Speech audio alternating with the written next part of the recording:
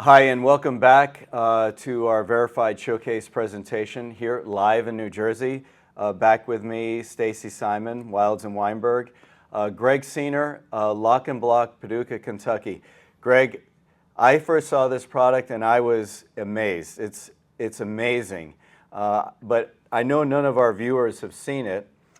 Tell us about what you're holding in your hands and how this is going to change building as we know it. Thank you, Michael. I appreciate the opportunity to be here today, and I'm here to talk about our new product. It's a revolutionary new product. It's a composite-based building block called Lok-N-Blok. This is a easy-to-use, stackable, lightweight, self-aligning building block. That the benefit of this is that there's no tools required for its installation. There's no glue required for building with the block. There's no mortar. There's no concrete. A lot of people will confuse this with other things that are on the market, such as ICFs or concrete forms, that once it's built, it has to be filled with concrete. Ours doesn't. Its composite strength, the compressive strength of our composite material and the material that we've specially formulated for our production, shows that we're several times stronger than a concrete block or poured concrete itself. So the benefits of the ease of use, the ability for an individual or a builder, and it's not limited to just do-it-yourselfers. We didn't design this around the do-it-yourselfer. We designed the block around the fact that we're going to make the job site easier for the builder, and we're going to allow people that are just homeowners and individual do-it-yourselfer, if they wanted to put in an addition or a backyard shed or a garage, they have the ability to build an extremely strong building out of their own material in their own hands, and they don't have to hire a professional to do it. Right, and just to segue, I think we have some videos showing the benefits of your block compared to more traditional building blocks. So what are we going to see in those, and give us some of the advantages? We have 4 or 5 videos, and what we're going to see in those videos today is we did some just small testing in our own shop. We did a drop test comparing it to a concrete block.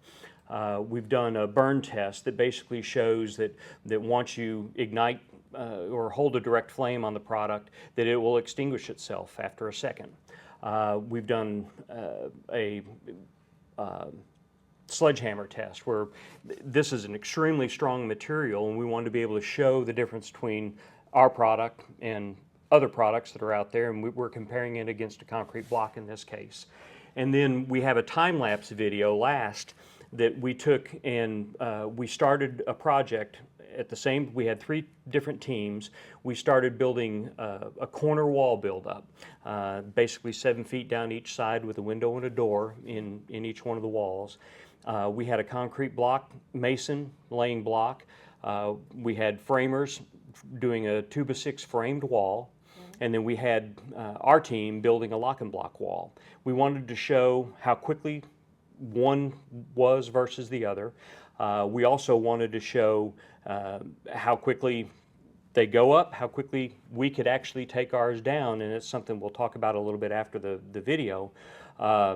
But we wanted to show the tools involved in doing all of these, and we wanted to show actual extra items that are necessary for doing other forms of construction, traditional, conventional forms of construction versus ours. As I said a moment ago, we don't require any tools, any special glues, mortars, concrete, or anything. So it makes our system a complete building system, and something that's going to revolutionize the conventional forms of construction. So if we could go ahead and start the... And let me just say one thing. I was there for the time-lapse construction, the side-by-side of the 3 building methods.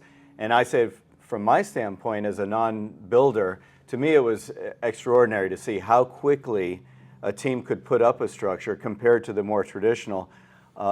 One thing I do want to say, since we have Stacy here, this is a direct investment. Right. So for the people who did not see some of the earlier presentations, maybe we can talk about the benefits of direct versus the regional center. Absolutely. But let's go ahead and start with one of the videos to show the advantage of your product. And Greg, if you would walk us through what we're seeing, what the viewers are seeing on that.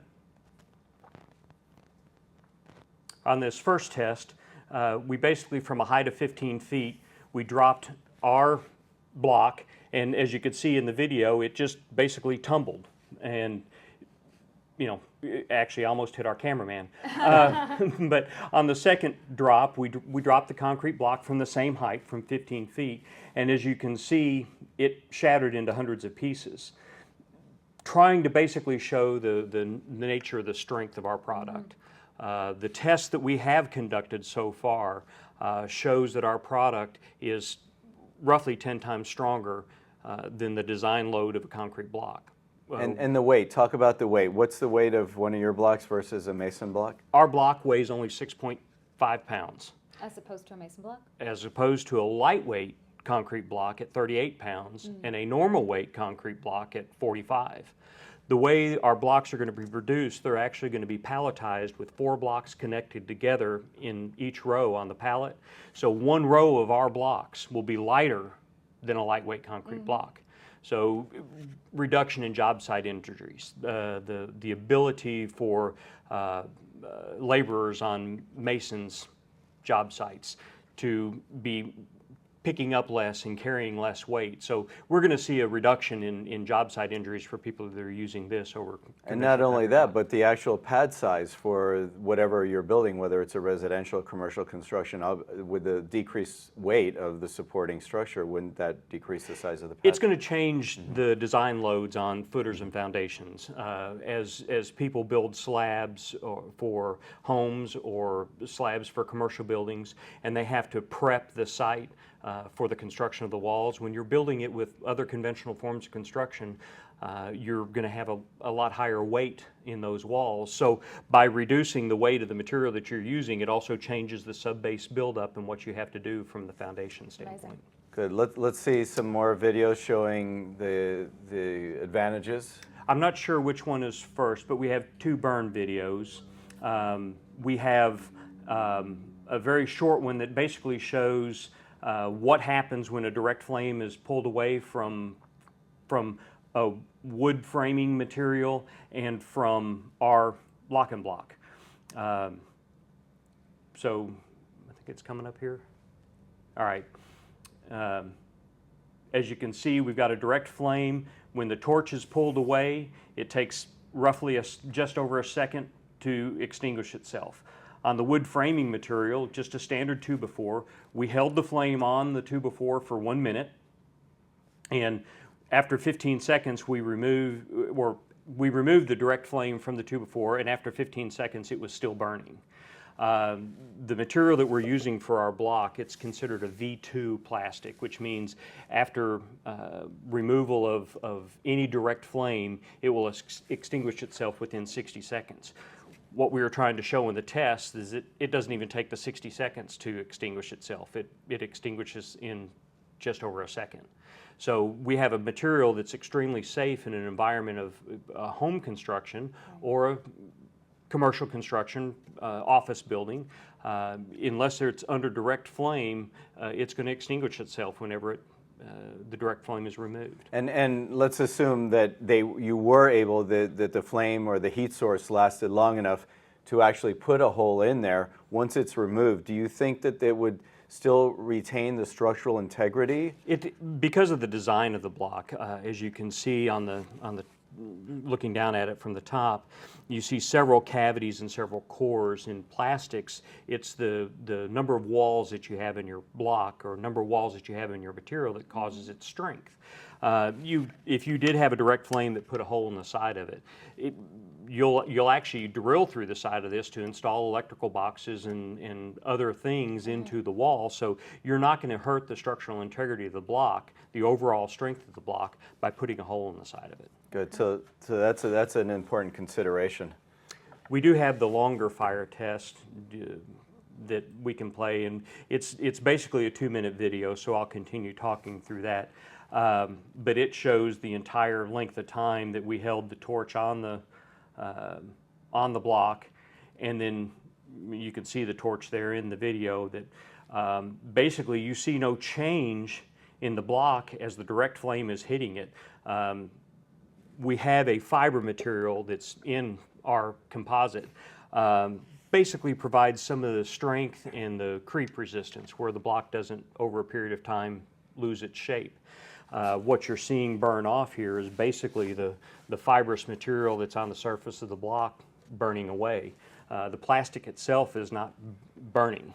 It's not something that would ignite. So again, after 1 minute, we pull the direct flame. You'll see us pull the direct flame away, and then within a second, it completely extinguishes itself. Greg, while we're watching these videos, let's talk about the testing, because the raise that you're trying to do, the EB5 raise, is to go towards certification to, I guess, so that you can put your product in the market. Can you talk about that? The certification process for us is an important one. We're a structural building component. In building in the United States, we have a code that we have to meet, and you have to be certified by the International Code Council to be able to qualify for your product being used. Every large city across the nation has building codes in place that you have to meet.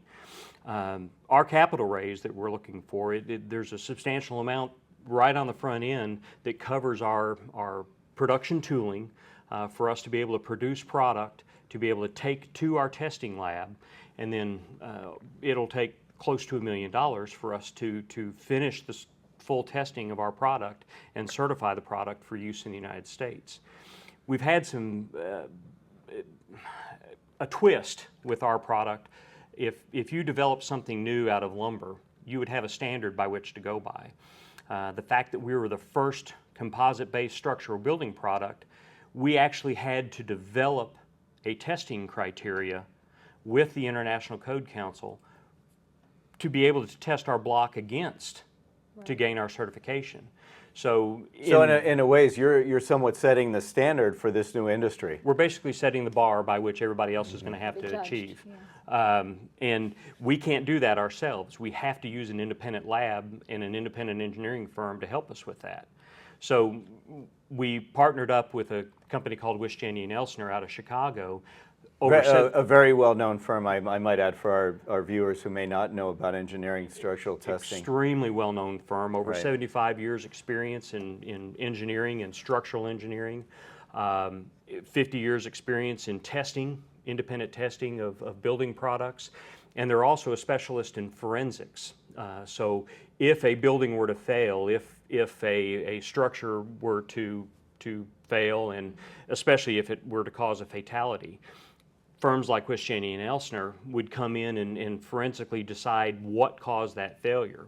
What that does for us from the benefit standpoint is they can look past just the tests that have to be performed on the block. They can also look at how our block's going to be used in an entire structure and give their opinion and analysis of entire buildings. So they will be working with us and aiding us in the development of our design details, teaching people how to build with our block. Sure. So it's an important partnership for us, but to be able to complete our testing, it requires... It's quite an extensive, I mean, you're using one of the best firms in the country, maybe the world, for doing this. Obviously a very expensive process. So that's why you're here today, is to try to bring investors on board so you can get through that. Exactly, exactly. And there's a lot of cost in this first stage. Our production tooling is extremely expensive. We've been using a prototype tool to produce our blocks with, but a prototype tool is limited in the number of pieces that it can make. It's not made out of the same type of steel or the same strength of steel. So as we run fibrous material through it, it wears. And we also have some benefits that we've engineered into the block. Over the 3 years that we've been working on our product, we have made changes and design changes in the tooling to allow for more rapid production, which is a cost savings. We've been able to reduce the material in the product, retain our strength, maintain the compressive strength in the block while still reducing the material, which is a savings in cost. So it benefits us on a long term from a manufacturing standpoint. Good. Maybe we can show some more of the videos showing. We have the sledgehammer video, Yeah. And again, we're trying to show the strength of the block. So in addition to the drop test that we did earlier, we're trying to show that using a 5-pound sledgehammer, swinging pretty hardly, you can see that there was no effect on the Lok-N-Blok, but the same 4 swats on a concrete block produced a rather large size hole in the block. And you know, that could be a rock being thrown from a lawnmower. That could be a golf ball hitting your house on a golf course. That could be any number of things that could impact your building, be it commercial, residential, industrial. What you're trying to do is reduce the impact on the building, and you know, we were able to withstand that. And I should put in the caveat, do not attempt this at home. Professionals were involved in all of the testing. So, but that was a great demonstration, because it looks to me, and Stacey, I don't know if you've ever seen anything quite like this, it looks to me to be fairly impervious to almost anything nature could throw at it, or man-made. And that's one of the advantages of using a composite-based material. We're polypropylene-based, so I mean, it's a plastic, but it's polypropylene mixed with some natural minerals, mixed with fibers, mixed with some other agents that give us other properties that we're looking for. The insulating value is done through an agent that we add to it to produce cells in the block of stable air. So we end up with an R20 insulating value. It's very highly insulative. So in any climate, be it trying to keep in the cold or keep out the cold, whether you're in a cold climate and want to maintain your heat, or warm climate, want to maintain your air conditioning, this is going to be a very highly insulated product. And the nice thing about it is when you build with it, and we're going to have a demonstration here in just a second. When we build with it, when your wall is finished, it's ready for its exterior cladding. If it's siding, if it's brick, EIFS material, whatever you're putting on the outside, it's ready for it just as it stands. And on the inside, it's ready for sheetrock. We don't have anything else that we have to do to the block to make it ready for its finishing materials. And you use any finishing materials that you use in conventional construction today. Anything that your builder is accustomed to using, they'll use with this, from the siding and sheetrock to the roof system. Everything is the same. You're changing out your walls. You're making them fast and efficient now and very highly insulated. So perhaps we can have a demonstration, and this is the part, this is what, for me, really sold me on the idea and impressed me, was the time lapse. And if we can key up the time-lapse video, Greg, you can walk us through what are we seeing and compare us to the different building materials that were being used. As I said earlier, we had 3 different materials. The teams started there.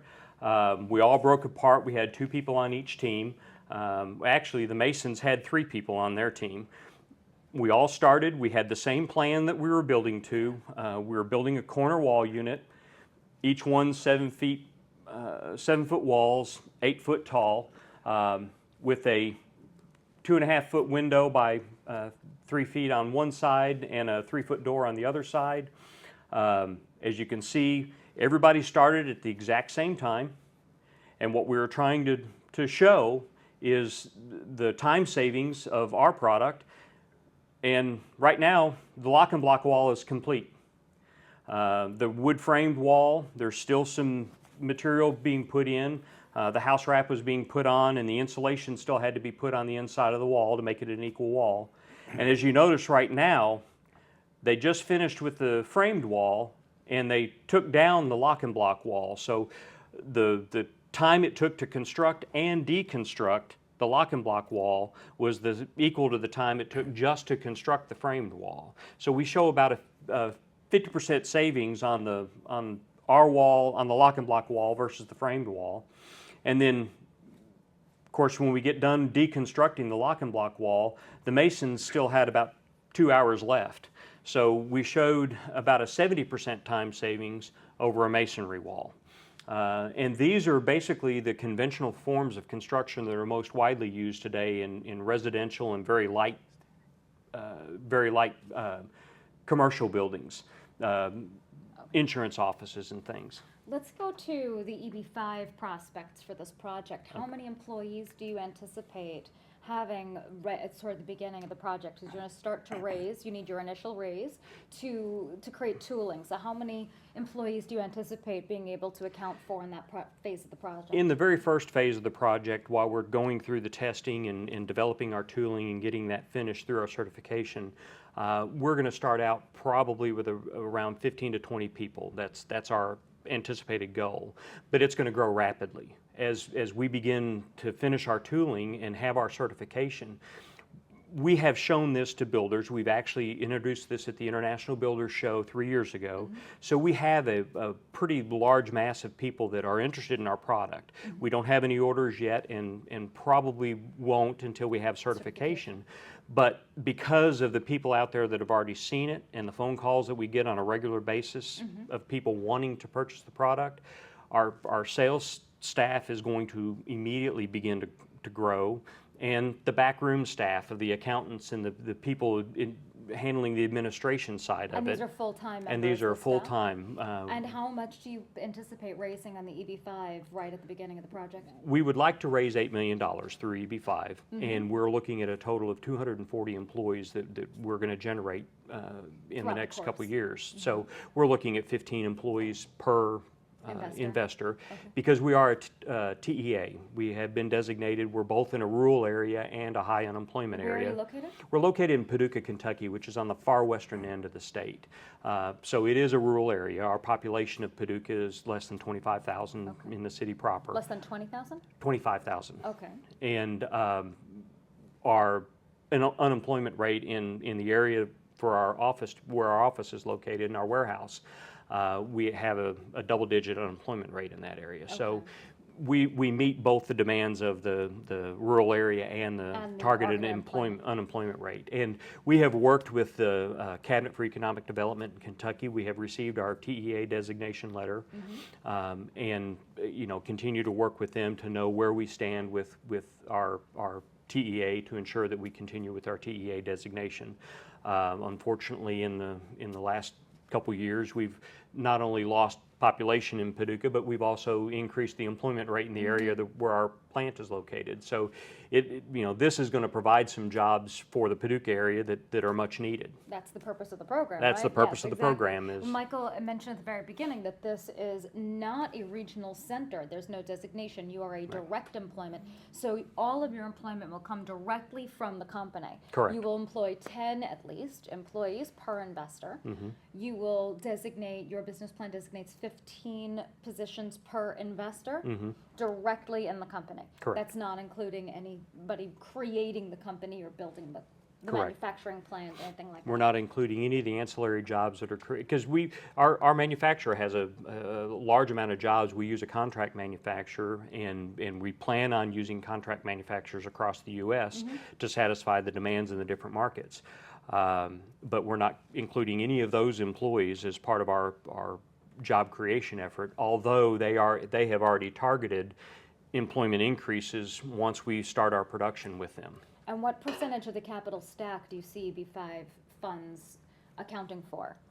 The EB5 funds will account for about 80% of the capital stack. We have been self-funded to this point. Okay. So the partners of the company have contributed and loaned money to the company, and the EB5 money will come in on top of that. We put our money in first, and the EB5 money will come in and help us finish this process, because we've been at it for over 3 years.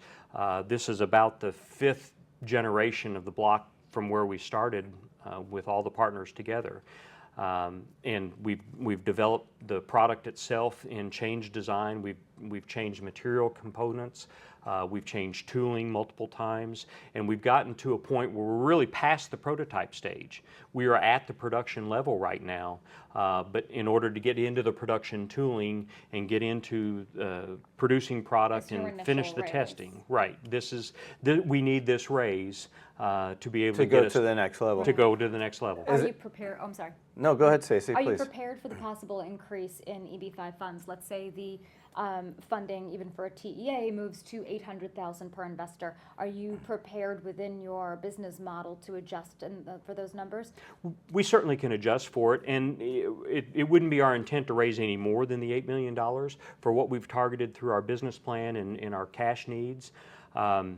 We don't require to go over that. It would reduce the number of investors up front that we would need, which is going to give an even larger cushion to the number of investors or number of employees per investor. Right, so it wouldn't reduce the number of employees that you require for no, the it wouldn't. business. From a risk analyst standpoint, I think it's great that you've self-funded up until this point. You haven't had to take on huge amounts of external debt, which you have to make monthly payments on. From a continuity standpoint, this gives you time to fully develop and certify. But one of the things that I find interesting is that in addition to all of the structural uses that you have been describing and the certification needed to get into the builder market, there are a number of non-structural uses. And I know you brought your team with you. I'm going to see if you could bring them in and give us a demonstration of both the building and how it may be applied for non-structural uses to generate revenue now while you go through the certification. Okay. If I could get my team up here, I've got my partners with me today, Mike Zoomer and Eddie Smith and Jason Stokes. And I'm going to ask Jason to hand me or be ready to show some pictures. Mike and Eddie are actually going to construct a corner wall sample, very small corner wall sample, but what we wanted to do is we wanted to be able to show you how easy it is to build with it, and they're going to attach some siding to it and attach some sheetrock to it. So guys, if you go ahead. But I also want to talk about our non-structural applications. Jason, if you'd hold up the poster. This is a set of, and as I say, these are completely non-structural, but this is a set of risers we built for a church choir. Typical risers in a church are very shaky, very unstable. This is a 12.5 foot long set of risers that is 16 inches high, extremely stable. The nice thing about it, when we were finished at that church, they pulled the boards off the top, they took the blocks apart, stacked it in a closet for storage. So easy to transport, easy to put in there, easy to put away when you're done. Let's show number 2 there, Jason. Trade shows, trade show booths.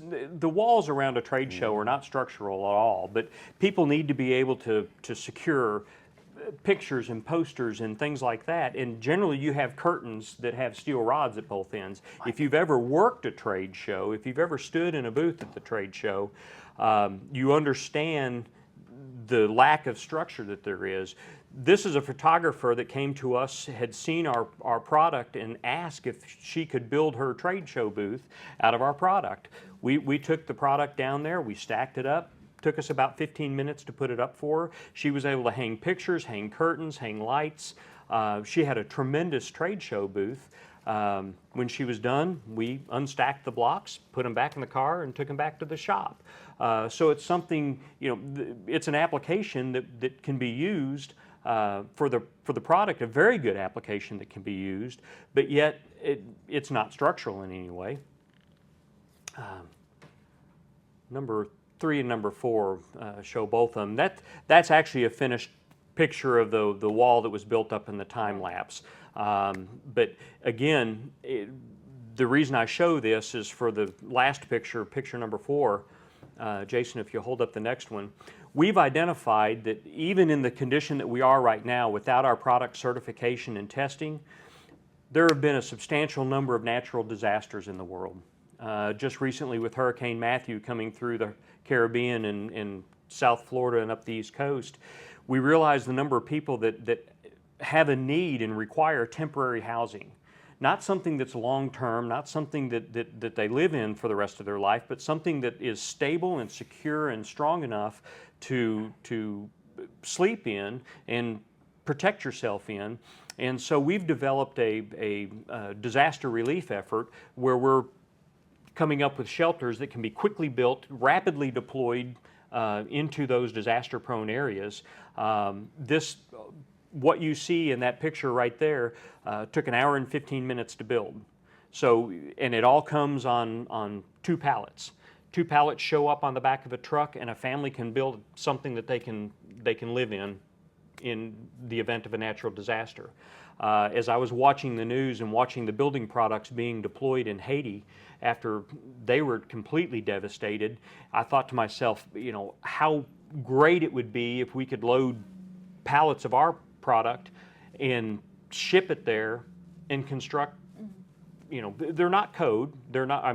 We don't meet a building code, but it's much stronger and much more stable and secure than a Red Cross tent, than some of the shanties that they're building just to provide a shelter to keep the rain off their head. So, these are all non-structural uses. And the list can go, there's hundreds of uses: flower beds, retaining walls. Retaining wall was actually how we originally came up with the idea.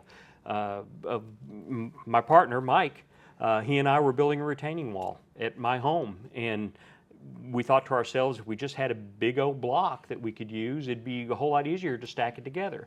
That was actually the original design, or the original concept of Lok-N-Blok.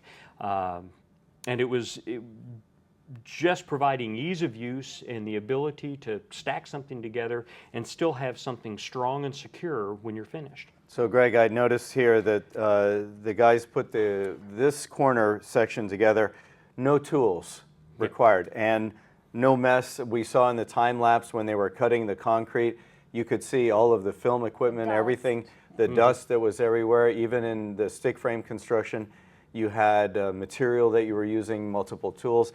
Talk about the ease of not only the construction, but then the deconstruction. As this was going on in the background, you could see that it was just a matter of stacking them together. We stagger the bond to ensure that the joints are secure, but they connect top to bottom and end to end, so we get that additional strength in the structure by all the different means of interconnection.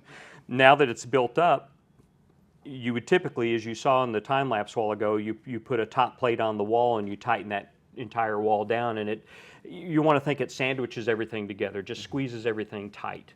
But once that's complete, we're ready to attach sheetrock and siding to it. Our material, you can screw into it, you can glue to it, you can nail to it. There's absolutely, it's got a stronger hold than even a pine construction. But you can easily nail to it. How does it attach to a foundation? There's the post-tensioning rods that run through the wall, that go up through the wall that you tighten it down with at the end. Those post-tensioning rods are actually anchored in the footers of the building. Okay. So once you lay out your first few courses over those post-tensioning rods, you build that wall up, you get to the top, you put your top plate on, tighten everything down, and it all is sandwiched down to that footer. So guys, let's take it apart. Let's show how quickly, again, it's about a dozen, 13 blocks, and we're going to show that it merely just comes apart. In a build situation, you would untension the post-tensioning rods and you would just deconstruct. And that's an important point to talk about for our product.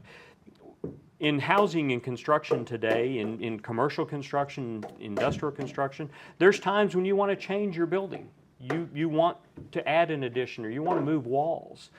Our product is designed around deconstruction as well. It's simple to release the tensioning, deconstruct, rebuild what you want to do, and our blocks are 100% repurposable. Right. They're also 100% recyclable. Right. Our polypropylene, along with the other agents that we use, it's a completely natural product. Would you call this a green product? It is green because of the use of polypropylene as our base polymer. It's considered a green plastic. It's used from a byproduct in the oil refining business, so we're saving landfills by use of polypropylene. But we use a recycled mix, a portion of recycled material in our mix for making our product, but you can also completely repurpose ours. It can be reground and put back into itself. So what we will be doing once we have builders using our product, we've got a recycling initiative. So any scrap that a builder has on their job site will be brought back to their dealer, and we will buy back their plastic material, and it will be shipped back to the factory, reground, and put back into product. So we're saving landfills and saving waste from the contractor's end. And we'll have to encourage them to police their waste, but it's an effort. They'll get credit back towards their next purchases, so it's an incentive to them. Well, and you can reuse these blocks, I mean, as many times, because the nice thing, and maybe Dan, if you can show the time lapse again.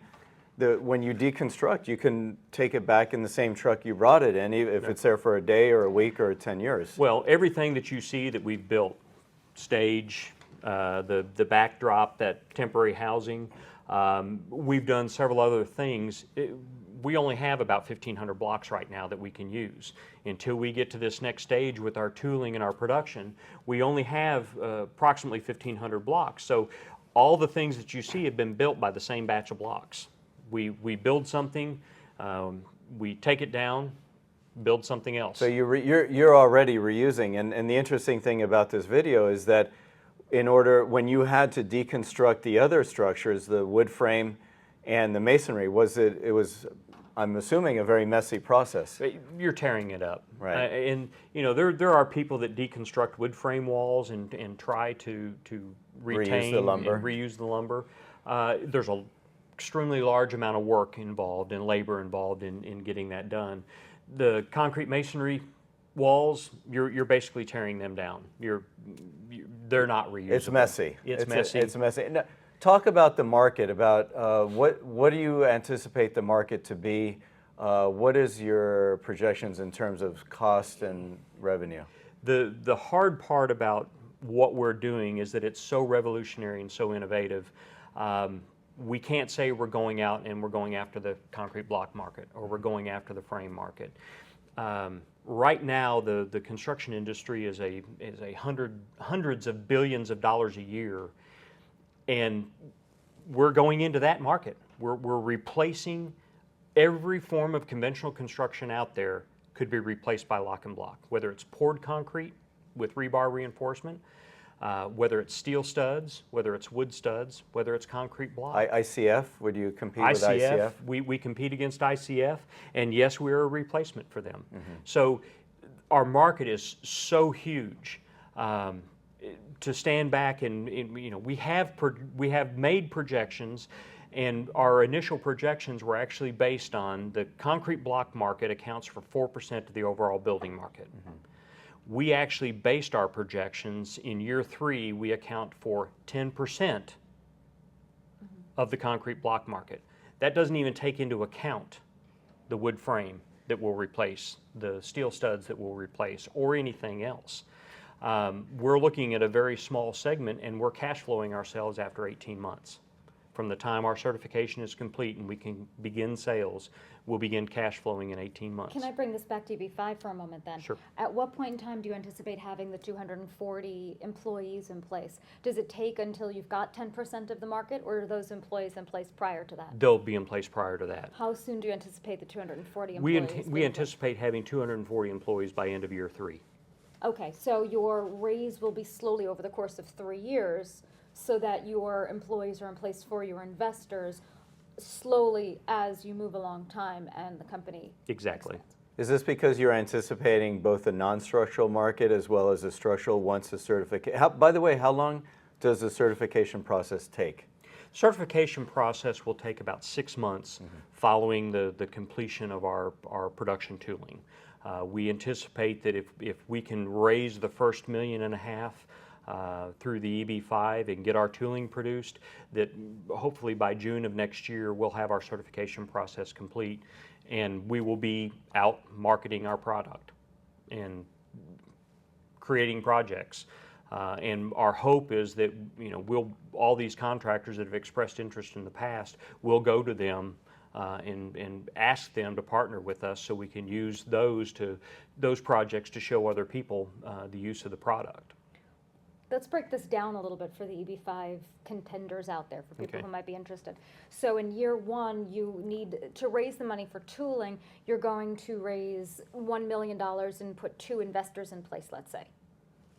Correct? Well, Approximately how many? I would what's like phase 1 entitled? 3 investors, Three $1.5 million. And where do those employees come from? From minute 1.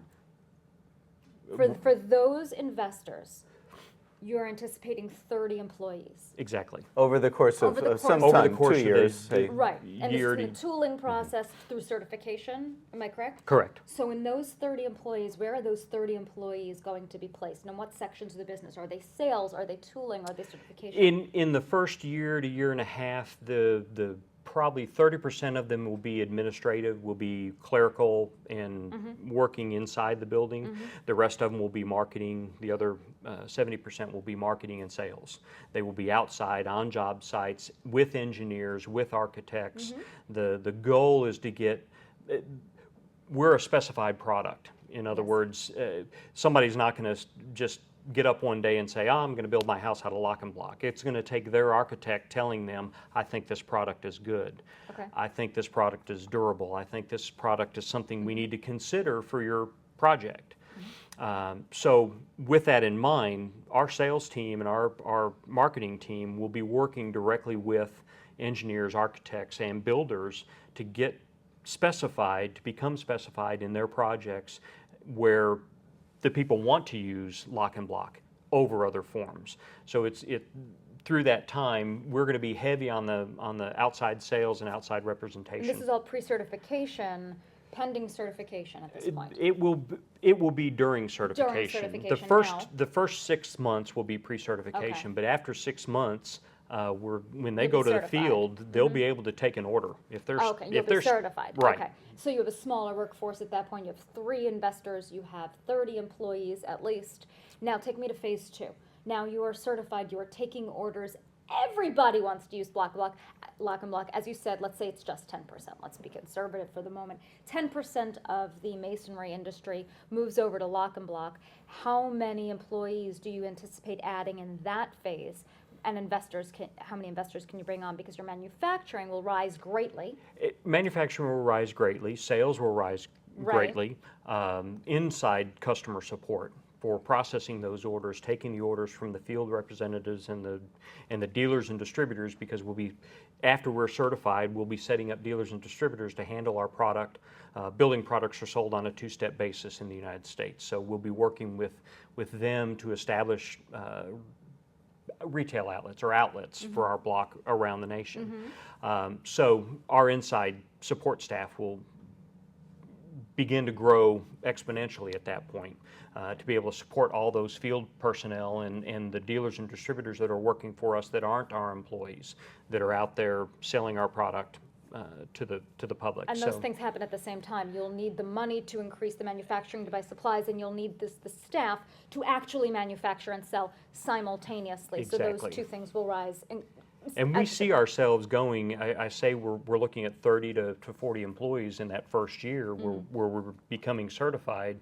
We'll go to the 240 very quickly. And it's going to be based on our sales, but as the sales grow, we've got to have the people to support those sales and those marketing efforts to be out there in the public. Will the money be held in escrow, or will it be released immediately? Because it sounds as though that money will be needed immediately for the manufacturing, the purchase of supplies, and the It will be employment of needed sales staff. immediately. It's not our intent to hold it in escrow, but to have investors that will allow that to be released immediately into the company. Yeah, That's how we're going to fund our growth. right. I think an analogy I would use perhaps would be a new pharmaceutical. A pharmaceutical firm develops a new drug, and they hire a sales and support staff, even perhaps ahead of FDA certification, so they can start to let doctors know this is coming, this is in phase 2, phase 3. Right. And when it is launched, that they already build the interest for the purchases that once they do obtain a certification, then they can begin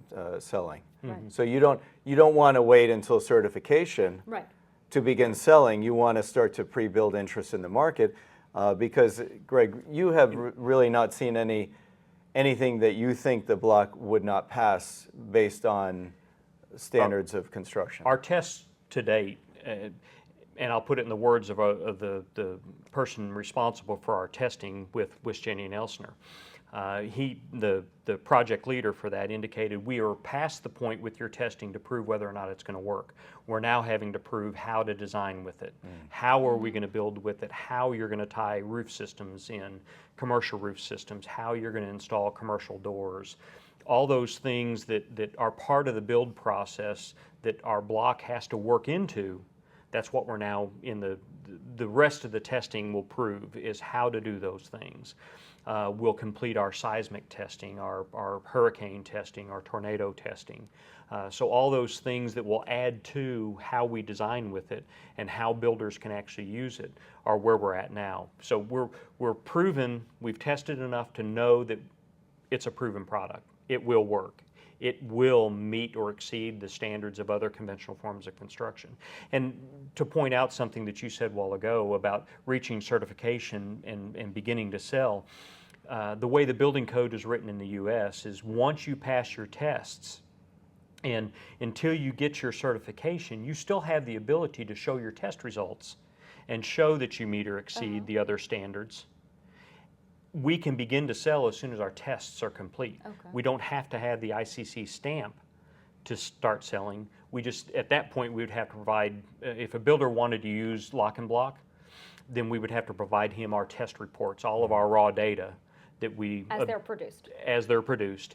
We'll give them the raw data to submit to their building code inspector, and they would review the building code data against our test data, and they could approve the product for use based on the actual test results. So when they get the ICC stamp, they don't have to even look at a test result. Right. But in the time period between completion of our tests and our ICC stamp, we'll have those tests that they can use to show. What I find actually interesting is, based on, let's say, seismic testing and hurricane testing, is based on the apparent indestructibility of the block itself. If a building is knocked down from a hurricane or an earthquake, it seems the physical composite itself will not be destroyed, whereas if a wooden building falls down, the wood is destroyed. It cannot be reused, and you have to wait for more wood to come in. And let me add on to that. And I don't know if for our viewers who are outside the United States, they may not be aware, but we are undergoing some very severe climate changes and weather events here in the United States. I know, Greg, where you are in Kentucky, that whole Mississippi Delta Valley just went through an extensive amount of floods based on 100-year events, which they call a 100-year event. You think you're going to have one 100 years, but they've had two. They seem to be annual. They seem to be now annually. The 100-year storm seems to happen every year. And here in the Northeast, you went through Sandy. I know where I am in Miami. We're already on a high spring tide. We're flooded. There are sections of Miami which are flooded. Now these buildings, these structures which were built 10, 20, 50, 100 years ago, they are going to have a hard time withstanding these natural impacts, which we are seeing increasing both in occurrence, but also in the intensity, the wind events, the storm, the hurricane, so on. Greg, speak to the market when a builder is in a neighborhood. I know there's developments up and down I-95, the corridor, which were built entirely in stick frame, and Mississippi, the central part of the United States, and they possibly might get flooded. All those people are going to have to rebuild. What do you think the builders would do when they're going to go back to their clients and say, well, what are the options? I mean, how do you see your product fitting in with that? The nice thing that you say about that, when you talk about the devastation, about how other products fail in those environments, our product, we coined a phrase, non-catastrophic failure with our product. You said it yourself that it looks as though that it wouldn't be destroyed in that type of situation, and it doesn't. I wish I had one of our failed blocks with us, because what you see is in a high compression load instance, it shrinks about 3/16 of an inch. Once it releases that initial energy from all the weight that's being put on it, which one of these blocks will withstand about 115,000 pounds. And after the 115,000 pounds and it releases that weight, you can load it another 300,000 pounds and it doesn't do any more damage. What that means in a seismic condition or a tornado condition is, say the building that we're in today, we're in the middle of a tornado, and other buildings around are being torn down while this is being built with Lok-N-Blok, the structure would be safe. The blocks don't have catastrophic failure, so the blocks are still going to be intact. You may lose some of the beautiful paneling off the wall and maybe some of the brick off the outside of the building, but you're not going to lose the wall itself. The structure is going to be there. But the advantage in those situations of rebuilding is people that have had to endure floods. Our product is waterproof. It's bacteria resistant. It's mildew resistant. Right. You don't have to worry about the mold building up in the product. It's chemically resistant. It's termite, insect proof, corrosion, salt water. Things don't affect it that affect other building Right, it's materials. plastic. It's I plastic. mean, essentially, it's a polymer. We like to use the word composite. Because if you say it's plastic, people are going to think it's a simple thing. But actually, the formula, and I'd like for you to talk about your intellectual property and how many years it took for you to arrive at this formula, this specific, and the difficulty with which a competitor would need to come in, given what you've done in terms of research. There's been a lot of research in our formula. When, as I said, we initially launched at the International Builder Show in 2013. Overwhelming response from the people that were there. We flooded the aisles with people around our booth. We actually received some awards that in a funny story, we couldn't accept, or they wouldn't actually award them to us because we weren't on the ballot. We were a write-in for 6 different awards.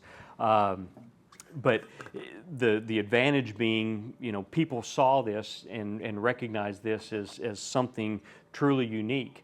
But at that point, we realized there were a lot of developments that we had to make.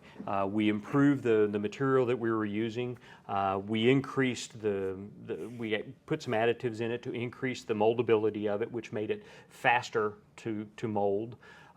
We did some things to it to provide the extra insulating value, and also increase the strength, the compressive strength of the block, and increase the overall structure of the product. So the process by which we got to where we're at today, the original concept and idea for this was 20 years ago, October 26th of 1996. But we actually filed for our patent in 2007, and it took them an extended period of time actually to issue our patent. We didn't receive it until 2010 because the patent office kept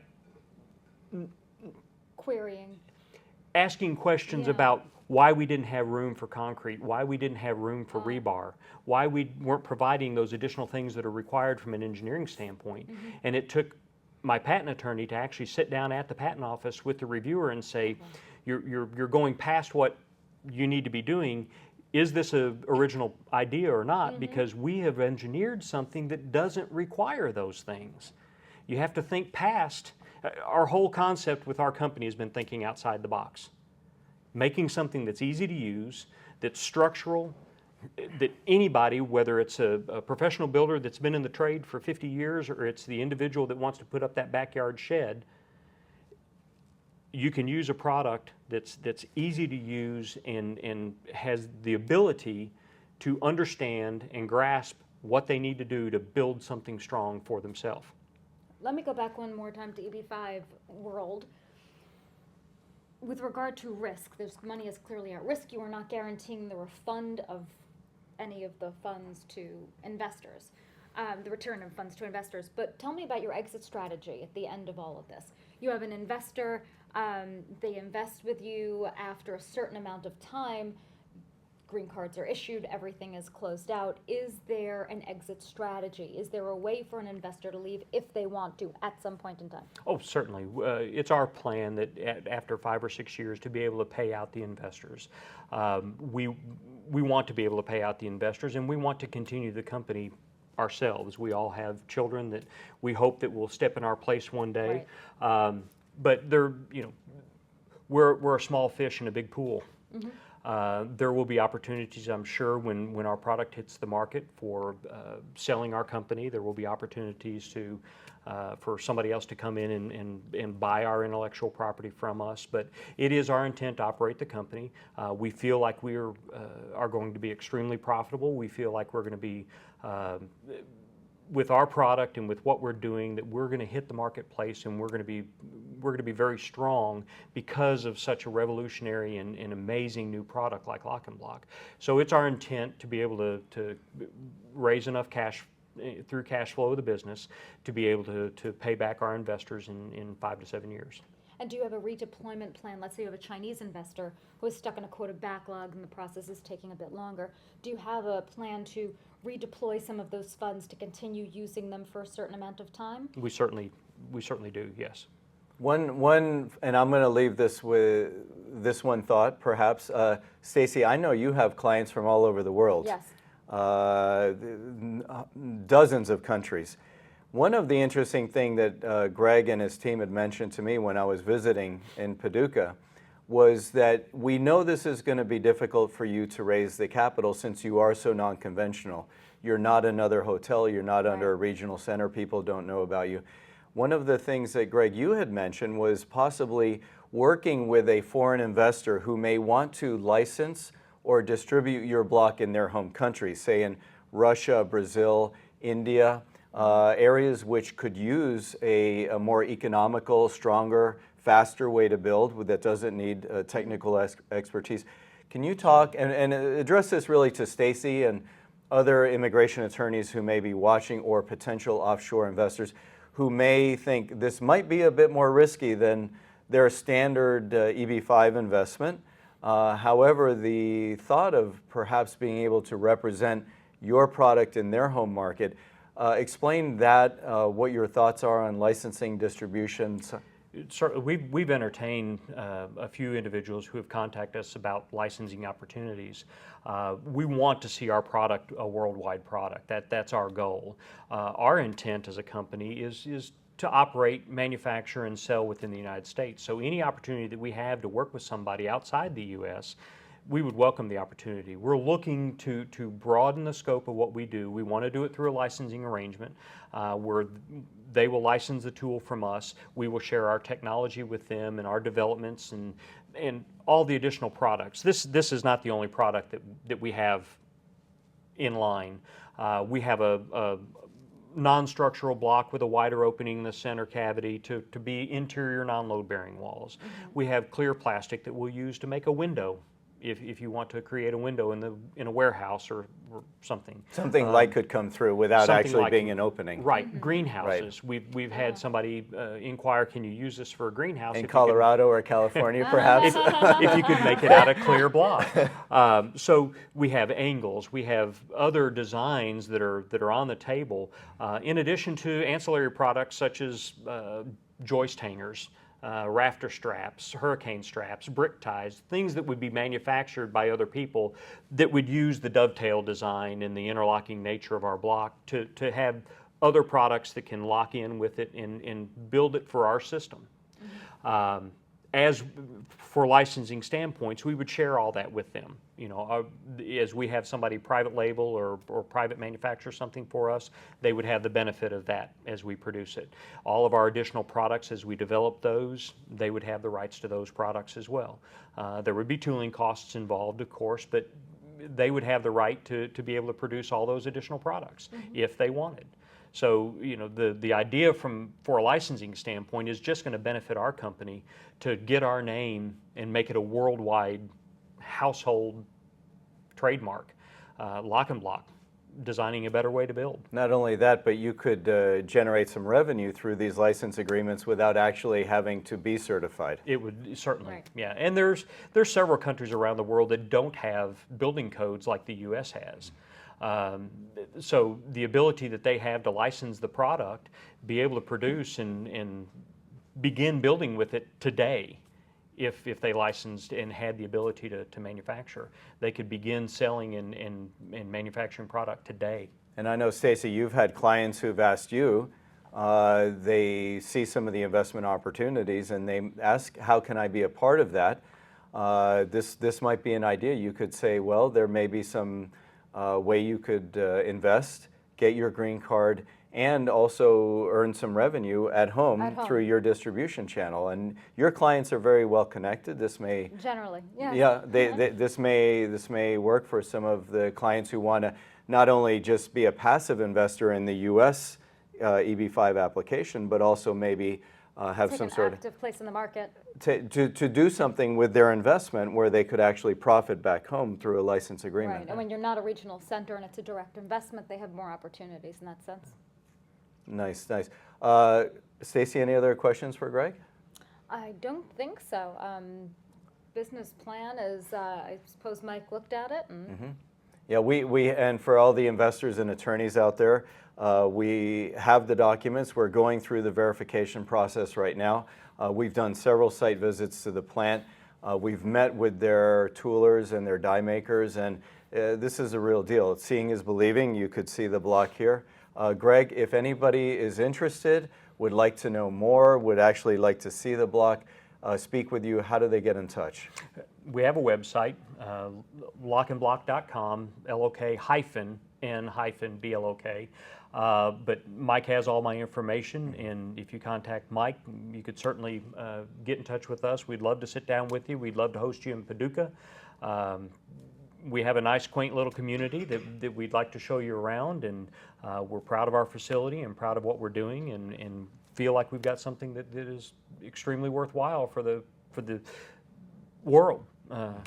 It's going to change the way people build. Good, and Greg, I'm going to thank you again for coming down, and Stacy, of course, for representing Wilds and Weinberg so capably, Thank you. doing a great job. That's going to conclude our presentations for today. I want to thank everybody in the audience for watching. If you have any questions, you can speak directly. The great thing about these is that there's no broker in the middle. If you want to invest, you speak directly with a project manager. You can retain counsel to guide you regarding the immigration. Obviously, we'd love to be your investment advisor. But at the end of the day, if you're an investor or you're an attorney representing an investor, the nice thing is there's no middleman here.